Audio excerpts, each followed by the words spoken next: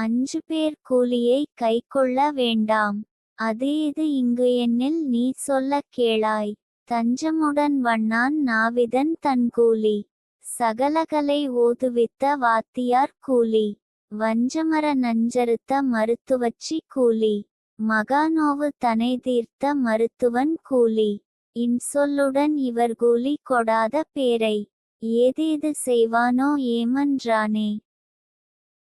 விளக்கம்: 5 நபர்களுடைய கூலியை கொடுக்காமல் இருக்கக்கூடாது. வண்ணான் ஷவரத் தொழில் செய்பவன், கலைகளைக் கற்றுக் கொடுத்த வாத்தியார், பிரசவம் பார்த்த மருத்துவச்சி, பெருநோயை குணப்படுத்திய மருத்துவன் இவர்களின் கூலியை கொடுக்காதவர்களை யமதர்மன் என்ன பாடுபடுத்துவானோ.